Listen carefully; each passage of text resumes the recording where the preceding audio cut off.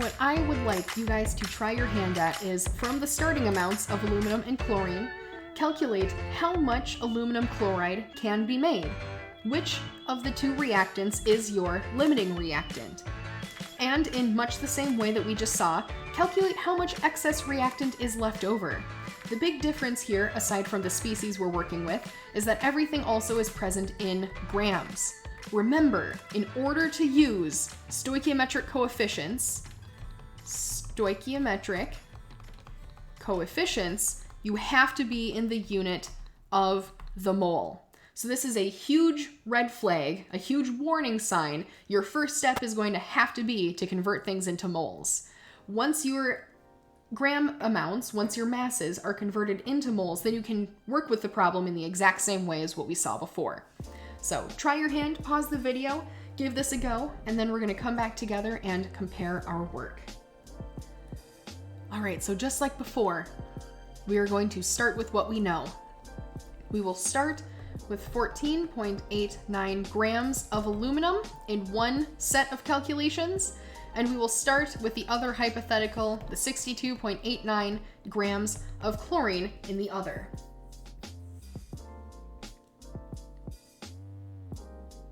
Our first step is going to be to convert these gram amounts into mole amounts. So let's look on the periodic table, see if we can't figure out how many grams of aluminum there are in every mole.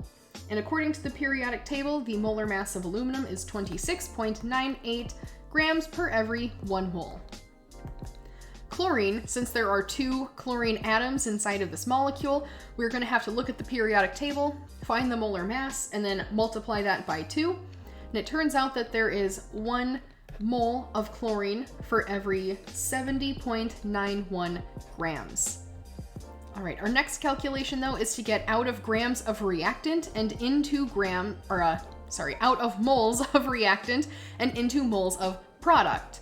Well, in order to do this, we need a balanced chemical equation. So you can either start the problem with a balanced chemical equation, or at the very least at this point, you gotta take a pause and figure out what it is. Well, we've actually already seen what the balanced chemical equation for aluminum plus chlorine going to aluminum chloride is.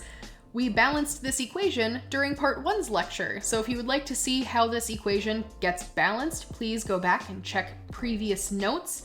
But we're going to mix aluminum and chlorine to make aluminum chloride, and the balanced coefficients in front of everything are stoichiometric coefficients. We need 2 aluminums per every 3 chlorines per every 2 aluminum chlorides. All right, so again, if you want to see how this equation got balanced, please go back and either double check through your notes, see if you can't find this equation being balanced, or go back and rewatch part 1 of this lecture. So we need to calculate how many aluminums turn into aluminum chlorides, as well as see, from the chlorine's perspective, chlorine to aluminum chloride. So we're going to use the balanced chemical, or balanced stoichiometric coefficients in the chemical equation to do that. There are 2 parts of aluminum chloride per every 2 parts of aluminum.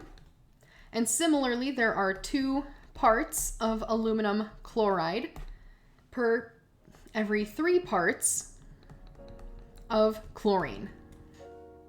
Last but not least, we are asked to find the theoretical yield in grams. So I am going to actually convert moles to grams for aluminum chloride in both cases right away.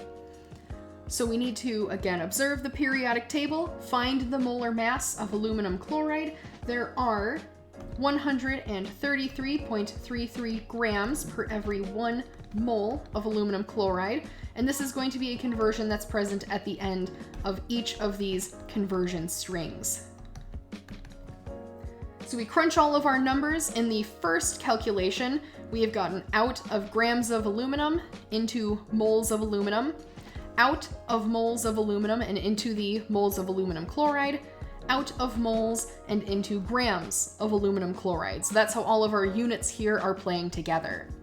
So if we take 14 divided by 26.98, times 2 divided by 2, so multiply by 1, and then multiply by 133.33, we end up with 73.58 grams of aluminum chloride.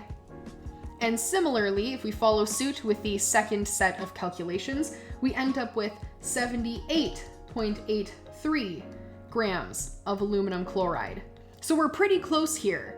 What may have started with pretty disparate amounts of grams actually turned into a pretty comparable amount of aluminum chloride, but only one of these calculations gives us the true theoretical yield, and it will be that which gives us the lesser amount. So the lesser amount of our aluminum chloride, this 73.58 grams, this is the maximum amount we can make. Once we make 73.58 grams, all of the aluminum gets used up. This means that we will have a little bit of chlorine in excess, and we will never be able to reach our true potential. We will never be able to, I can't even say true, we'll never even be able to reach our maximum potential. There we go. We cannot get up to 78.83 grams because the aluminum gets used up.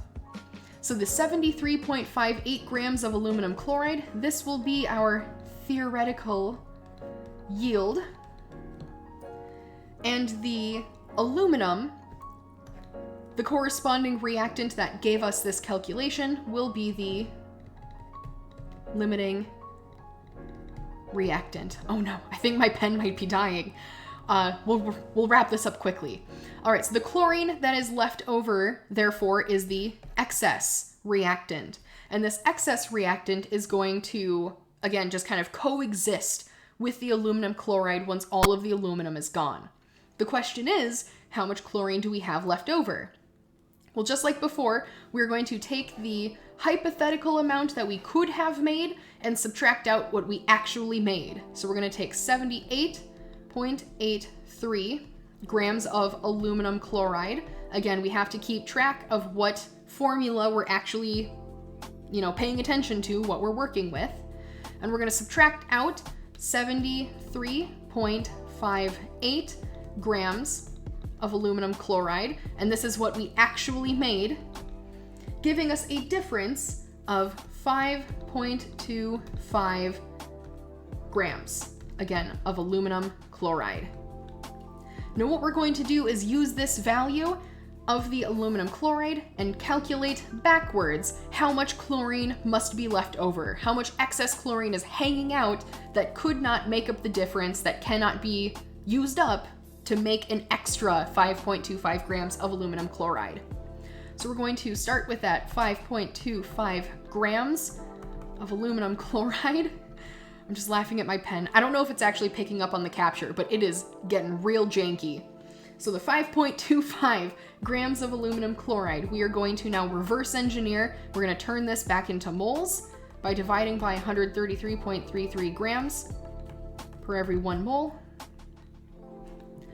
We are then going to use our stoichiometric coefficients to get out of aluminum chloride and back into chlorine, where there are 3 moles of chlorine per every 2 moles of aluminum chloride. Again, it's just my pen. That's why I'm laughing.